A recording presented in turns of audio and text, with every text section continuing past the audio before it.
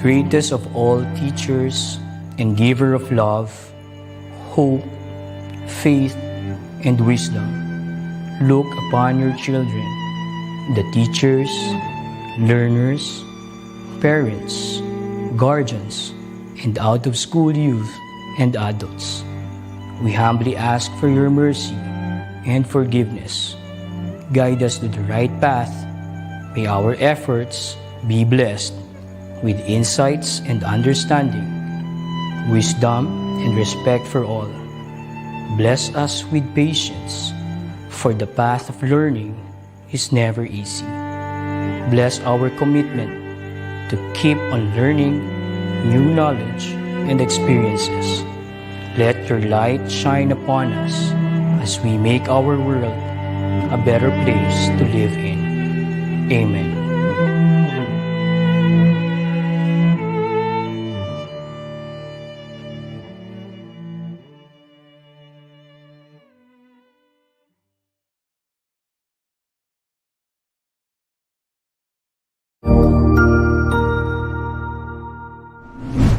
Hello teachers, learners, and parents. Sir Jeff po, at your service. Alam nyo ba na meron tayong website na tinatawag na DepEd Commons?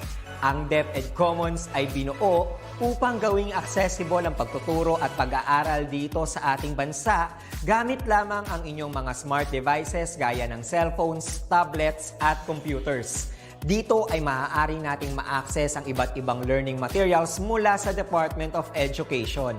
Meron itong mga interactive materials, electronic self-learning modules, at instructional video lessons mula sa DepEd TV na tiyak na makatutulong sa pag-aaral ng mga mag-aaral galing ka man sa public o private school. Walang problema dahil welcome ang lahat dito. Para ito sa mga guro, magulang at mga mag-aaral mula sa kinder hanggang grade 12, alternative learning system o ALS, at pati na rin ang special education. At huwag kang mag-alala dahil kahit walang load ay maaari mong ma-access ang mga learning materials. Tama! Libre ito. Ang kailangan mo lamang gawin ay i-on ang iyong data at buksan lamang ang iyong browser at i-type ang commons.deped.gov.ph. Alam na ba ng iyong mga kasamahang guro o mag-aral ang tungkol sa DepEd Commons? I-share mo na ang video na ito upang matuto rin sila kung paano gagamitin ang DepEd Commons sa mabilis at napakadaling paraan. Muli, ito po si Sir Jeff at kita-kits po tayo sa DepEd Commons. Paalam!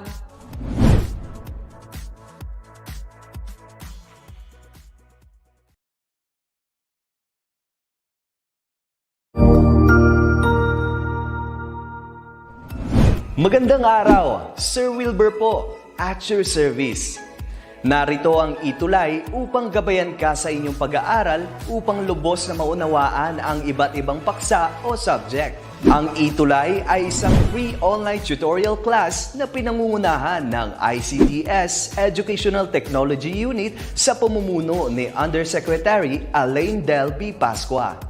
Ang programang ito ay hindi lamang para sa mga bata, kundi ito rin ay magsisilbing gabay sa mga magulang at mga guro kung paano nila ituturo o gagabayan sa bawat asignatura ang kanilang mga anak o mga estudyante. Sa kasalukuyan, ang self-learning module mula sa rehiyon ng Calabarzon at kilala sa tawag na Pivot ang ginagamit sa ating ETUlay online class. Kaya ano pang hinihintay ninyo? Ihanda na ang inyong mga ballpen o lapis, papel o kwaderno at samahan kaming itulay ang pagkatuto para sa bawat batang Pilipino.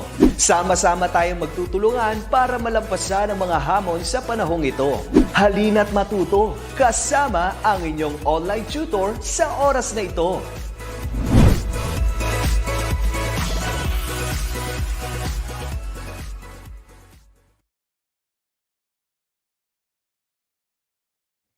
Yon, yes. Hello, isang magandang umaga po ulit sa lahat po ng ating mga Nakasubaybay dito sa ating ETUlay tutorial session para sa TLE 7. So, ngayon pong araw na to, nasa week 5 na tayo. Week 5 quarter 4 para sa TLE 7 ngayong Friday. So, nung last two Friday natin, sinamahan tayo ni Tutor Marco Paulo para sa ating ETUlay. So, diniscuss niya yung tungkol sa mga hand tools at saka sa ating mga diagnostic tools, ESD tools, and as well as yung mga cleaning tools, and as well as, ang daming as well as, no? Yung paggamit nito properly. Kasi, you know what, dito sa computer hardware servicing or computer system servicing, napaka-importante na number one, we know how to use the tools properly. Number two, alam natin how to maintain them kasi syempre alam naman natin na yung pagbili ng mga gamit na to is actually an investment. Hindi siya ganun kadali i-purchase kasi number one, hindi siya mura. Mostly itong mga tools na to expensive siya. Tapos pangatlo, hindi natin maximize yung paggamit nitong mga tools na to kung hindi natin alam kung paano ito gamitin ng tama. So napakahalaga na aware tayo kung paano natin gamitin itong mga tools na to, lalong-lalo na sa computer hardware servicing or sa computer system servicing. So, hindi ako aware kung na-discuss last time kung ano yung pinagkaiba ng computer hardware servicing sa computer system servicing. So, para may idea tayo dahil tayo ay nasa week 5 na, nung una kasi, ang ginagawa talaga is computer hardware servicing. Okay? So, ano yung pinagkaiba nito? Dito sa part na to, we're going to study about the hardware and software components of the computer.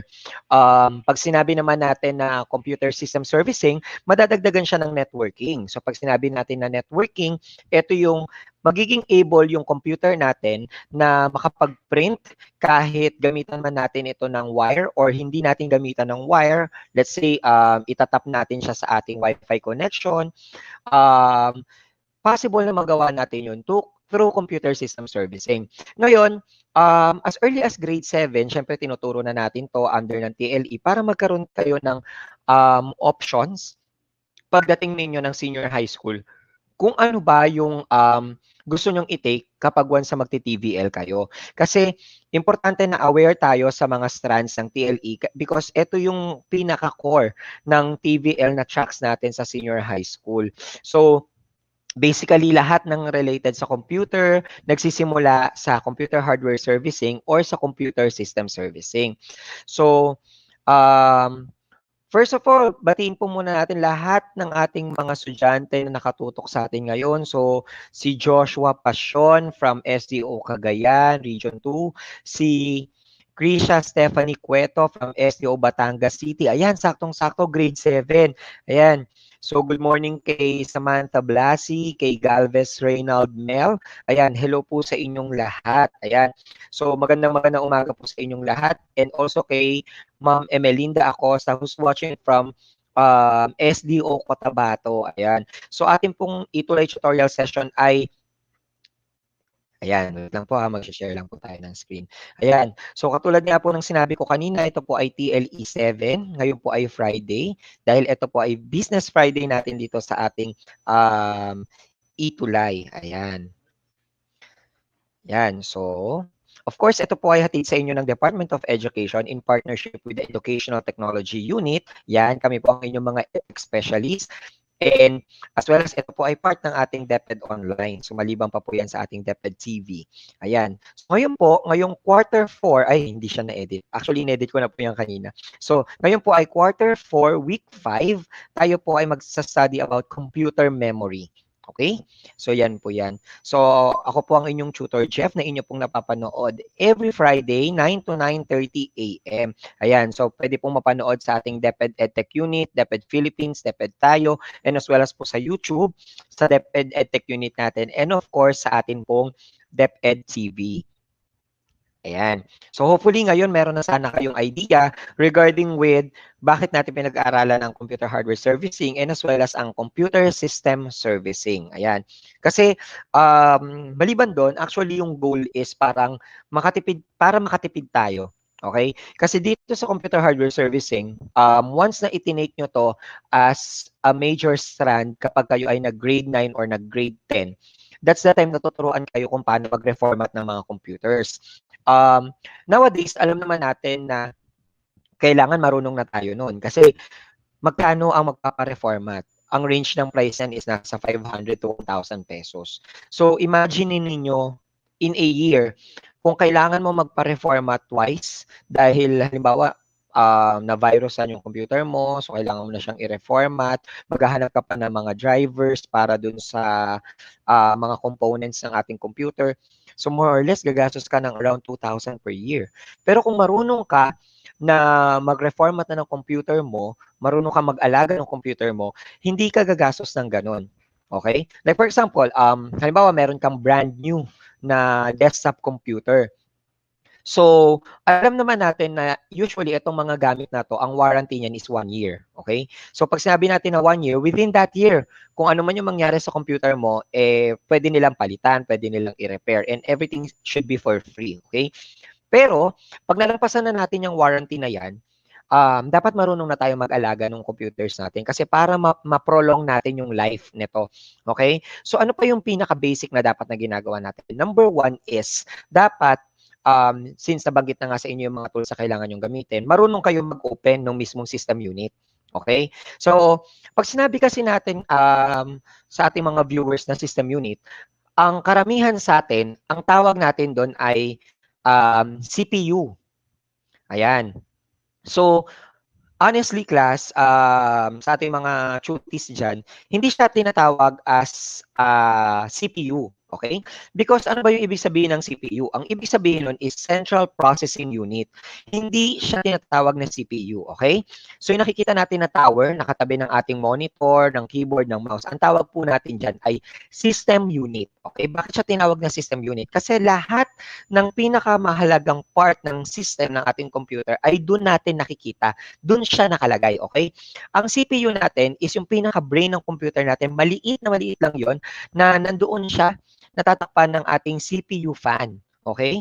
So, hindi siya yung mismo nakikita natin, hindi yun ang CPU. Okay? Ang tawag natin doon, system unit. Okay? So, tandaan po natin yan ha. Ayan, so according kay Gab, hindi ka na magpapagawa sa labas po. Ikaw mismo sa sarili mo, pwede na pong gawin kasi meron ka ng skills sa reformat ng computer po. Very good. So, yan yung keyword natin, no? So, pag sinabi natin na skills, kailangan hindi ito yung natututunan ng agad-agad. Okay? So, kailangan mo siyang practicein. Kaya kung halimbawa, hindi kayo marunong, napakadaming paraan para matuto kayo. At of course, isa na dyan yung ating ETUlay. So, balik tayo dun sa, para may close na natin kung paano nga ba yung pag-take care ng ating computer. Pag wala na sa system unit na kayo, isa sa pinaka-common na nangyayari sa ating computer, yung napupuno siya ng alikabok. Okay? So, kung marunong tayo mag-open ng system unit, dapat meron tayong kakayahan na linisin ito. Okay? Alam naman natin na meron niyang fan. Maririnig nyo yan, meron siyang fan na umiikot. Pero katulad yan ng sinabi natin sa safety precautions natin, once na magbubukas kayo ng inyong system unit, make sure na nakadetach yung nakadetach yung mismong computer ninyo sa ating power supply, okay? Kasi possible na maka-experience tayo ng electric shock. And definitely, hindi naman natin gustong mangyari yan. We always prioritize safety, di ba? So, pag halimbawa na-detach nyo na siya, na sigurado nyo na naka-off ang ating computer, mag-spend kayo siguro ng mga 3 to 5 minutes para mawala yung kuryente. Tapos pag once na nakita ninyo, pag open nyo ng system unit, parang ang daming alikabok, okay? Pwede kayong gumamit ng brush para linisin yung mga makikita ninyong alikabok dun sa loob mismo ng system unit. Okay? Ano yung mga hindi nyo pwedeng gawin sa paglilinis nito? Number 1, okay? Iwasan ninyo na pag nakita nyo yung system unit ninyo na maalikabok, gagamitan nyo ng kamay. Okay, bakit? Kasi merong mga maliliit na part ang ating system unit na possible na matabig ninyo. At pag natabig yun, automatic, masisira yun. Okay? Pangalawa, iwasan natin magtabi ng any liquid while doing it. Okay? Kasi syempre, aksidente, matabig ulit natin, matapon, sayang yung computer natin. So, possible na masira siya. Pangatlo, iwasan natin na itaktak yung system unit. Halimbawa, nakita nyo, ay, eto, maalikabok, tapos babalik pa rin nyo, itataktak nyo. Hindi pwede kasi napaka-sensitive ng mga components ng ating computer. Okay? At isa pa, pag once na nakita ninyo na maalikabok, iwasan din ninyo yung pag-ihip 'di ba? Kasi yung ibang ginagawa hinihipan nila ng gamit yung bibig nila. So, definitely hindi. Kasi number one, hindi yun healthy para sa atin. Lalo na yung mga may allergic rhinitis dyan. So, alikabok yun. Automatic. Possible na ma-trigger ang ating allergic rhinitis kapag ganyan. Tapos, siguraduhin din natin na kapag gagawin natin ito, knowledgeable na tayo sa ginagawa natin. Okay? So sabi ni Joshua, system unit is the part of a computer that houses the primary devices, the platform operations, and produce result for complex calculation. Exactly. Okay? So, ayan, at least may mga idea na tayo. Kaya naman, magsisimula na tayo unang-una with the definition of terms. Okay? So, napakahalaga na aware tayo dun sa mga parts ng mga computer natin or yung mga terms na ginagamit natin. So, we have bit, we have byte, we have booting, the electronic storage, we have the firewire, hot swappable, and the interface. Okay? So, ano yung pinagkaiba niyan? Yung bit kasi natin, fundamental unit of information having just two possible values. Okay? Ang computer kasi natin, hindi siya nagbabasa ng letters. Okay? It is a combination of 0 and 1. Alam naman natin na kapag sinabi natin na 1, it is on. Kapag 0, it is off. So, ang naiintindihan lang ni computer is a combination of on and off. Okay? Ngayon, yung bit natin, nagiging byte din yan because it refers to a unit of digital information in computing and telecommunications that most commonly consists of 8 bits. Okay? So, tandaan natin yan ha. Kapag sinabi natin na bit, kapag naging 8 ang bit, ito ay tatawagin na nating byte. Okay? So, ano ba example na? Bawa, 0. Ang 0, considered siya as bit. Okay? Pero pag naging 0011, 1100, since 8 yung binanggit ko na 0 at saka 1, it will be considered as byte. Okay? Next week, sa week 6 natin, actually mapupunta na tayo sa mensuration and calculation. Ito yung part ni computer hardware servicing na merong math. So magko-compute tayo. Okay? Next, booting. Basically, pag sinabi natin na booting, it is just starting or restarting. Ganun lang ka-basic. Electronic storage, pag-usapan natin yan mamaya. Yan yung mga flash drive, mga ganyan. Okay? We also have firewire, Apple Computer's version of a standard, IEEE 3094, high performance serial bus. Okay? So it is used for connecting devices to your personal computer. We also have hot swappable, the connection and disconnection of peripherals of other components without interrupting the system operation. Ayan. Interface, the point of interaction or communication between a computer and any other entity such as printer or human operator. Okay? Ayan, so meron din tayong laser. I'm sure aware kayo sa laser. Dati sumikat 'yan na talaga namang na ayan, naka-blur po ang share screen. Okay, sige, for a while po saglit lang po.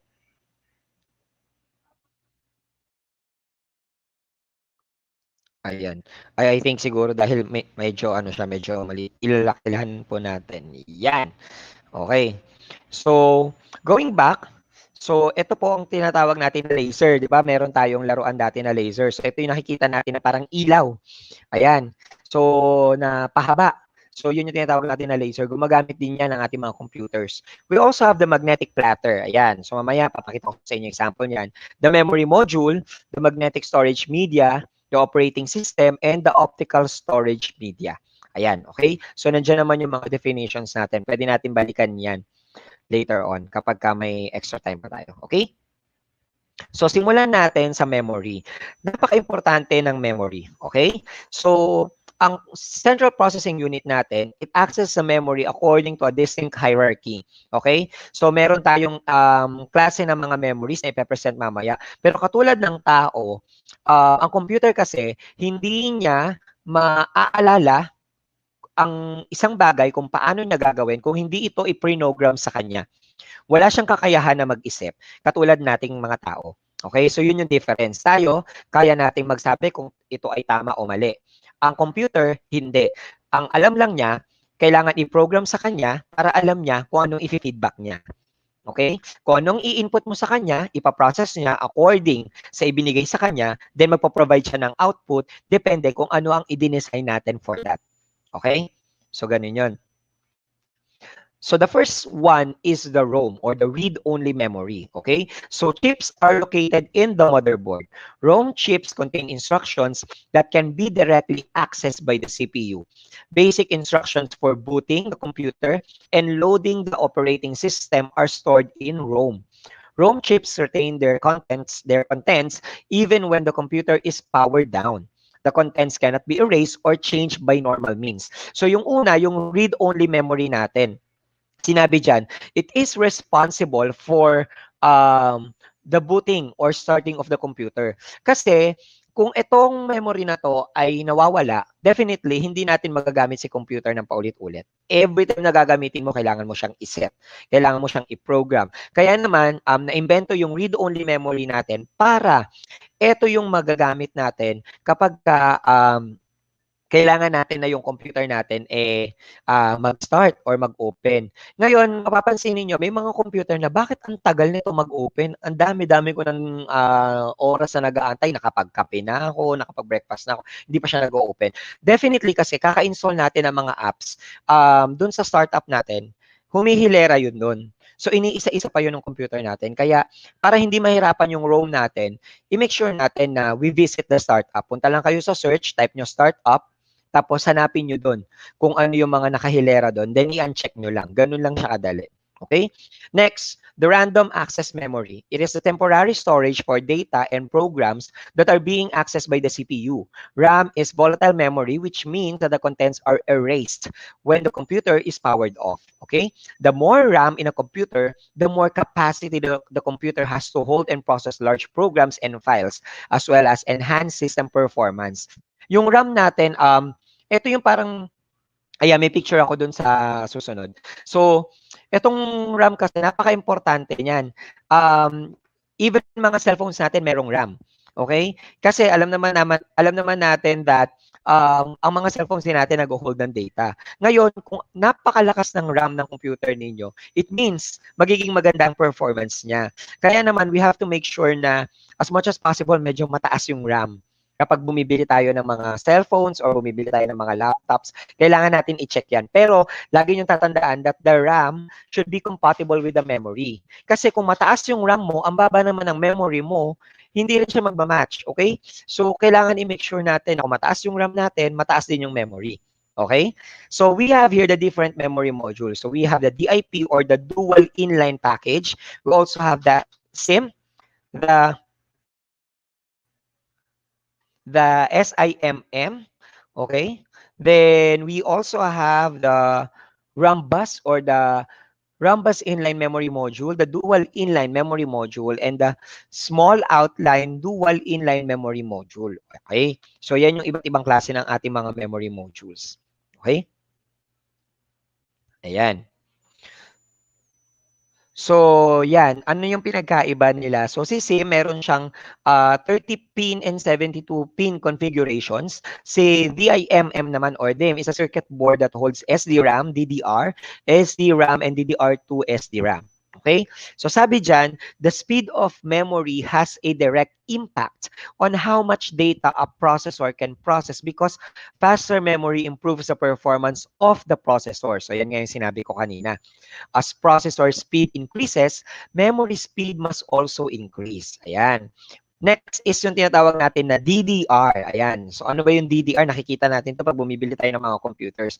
Ang DDR, it means double data rate. Okay? So it is the technology that doubles the maximum bandwidth of the SDRAM, and DDR2 offers faster performance while using less energy. Okay? Now, the DDR3 operates at even higher speeds than DDR2. However, none of these DDR technologies are backward or forward compatible. Ayan. So, in addition with that, even with a wide and fast bus, it still takes longer for data to get from the memory card to the CPU than it takes for the CPU to actually process the data. Caches are designed to alleviate this bottleneck by making data used most often by the CPU instantly available. Registers are memory cells built right into the CPU that contain specific data needed by the CPU, particularly the arithmetic and logic unit or known as ALU and an integral part of the CPU itself. They are controlled directly by the computer that sends information for the CPU to process. Ayan.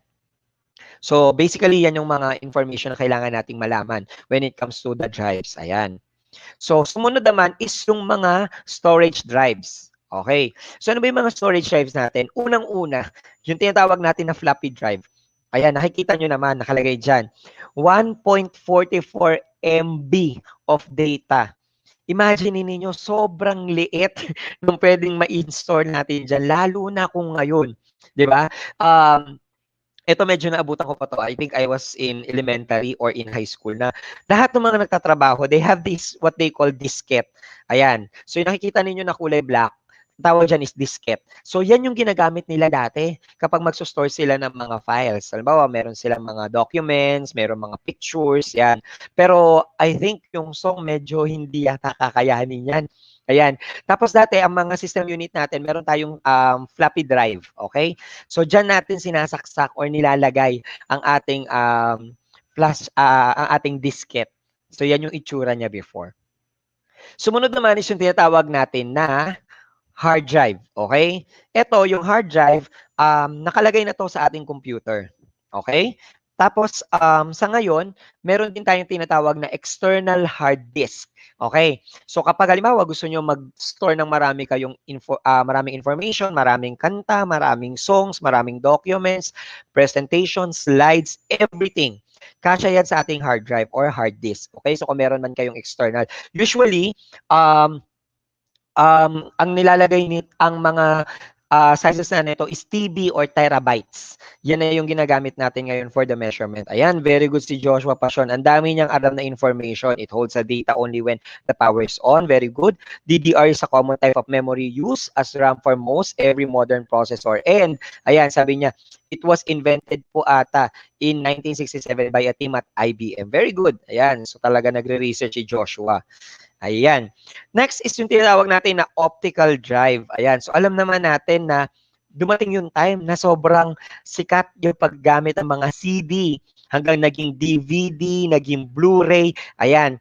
So, ginagamitan natin to ng optical disc drive o yung tinatawag natin na CD. Ayan. So, meron tayong CD, Blu-ray disc, DVD.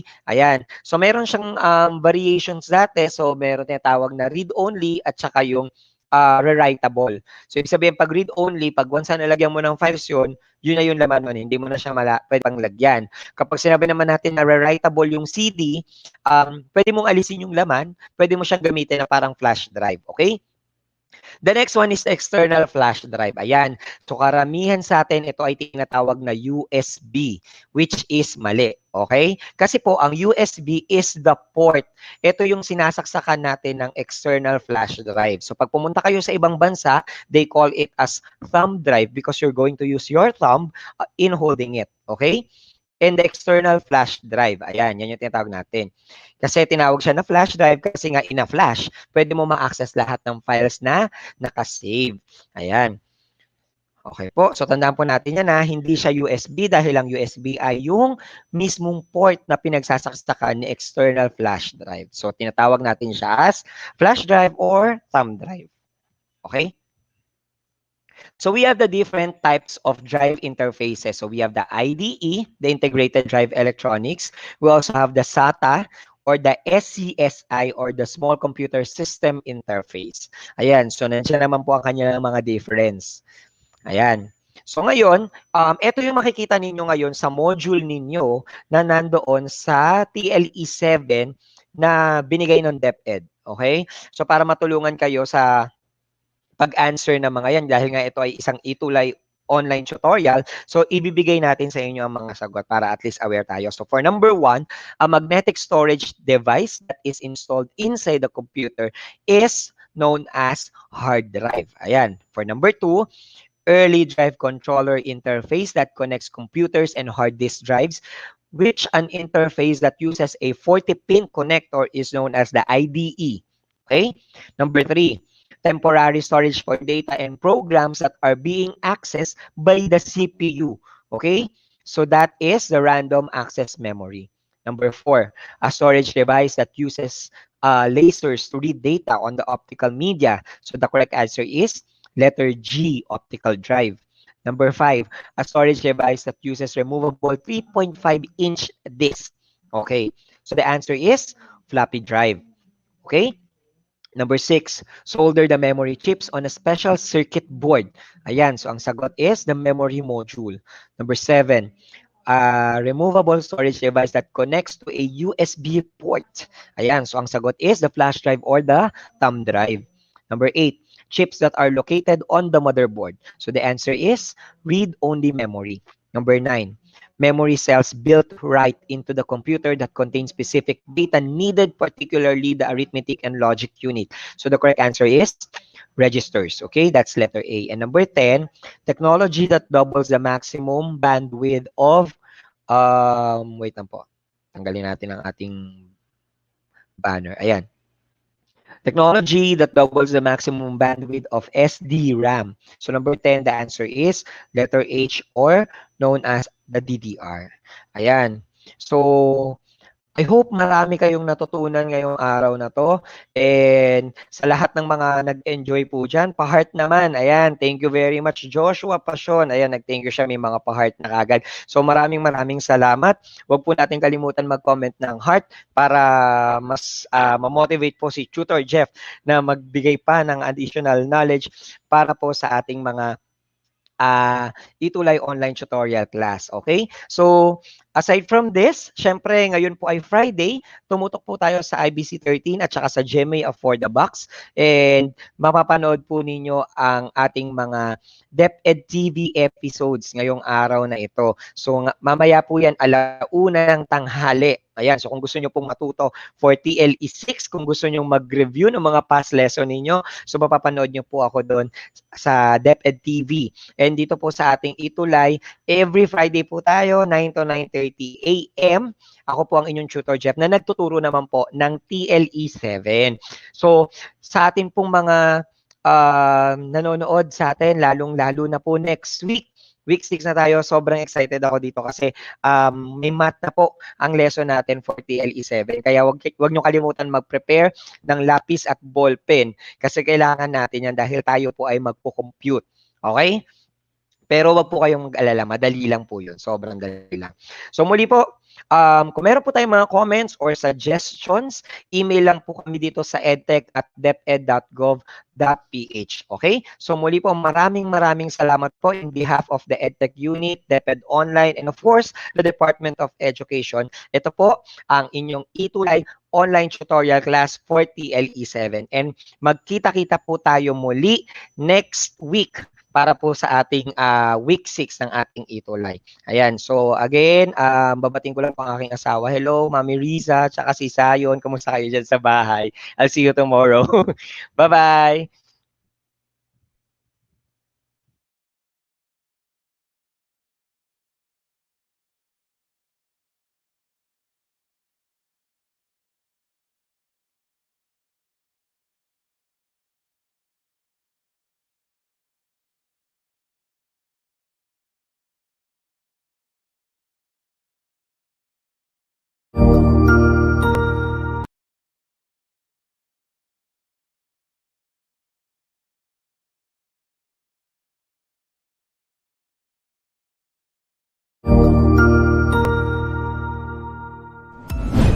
Sigurado ako na marami ka na namang natutuhan sa ating ETUlay tutorial session ngayong araw. Tandaan, ito ay hindi lamang para sa ating mga mag-aaral, kundi pati rin sa ating mga minamahal na guro at mga magulang na kaagapay natin para maituloy ang pagkatuto sa kabila ng nararanasang pandemya. Patuloy ding sumubaybay sa DepEd TV para sa mga araling ginawang video episodes. Mapapanood ito mula Lunes hanggang Sabado, alas 7 ng umaga hanggang alas 7 ng gabi sa inyong mga telebisyon. Abangan sa Lunes mula 1:00 ng tanghali ang iba pang aralin sa ating ETUlay free online tutorial session sa Science. I-like and subscribe at manatiling nakasubaybay sa ating ETUlay tutorial session sa DepEd Edtech Unit FB page at Educational Technology Unit channel sa YouTube at sa DepEd Tayo at DepEd Philippines social media accounts. Paalam!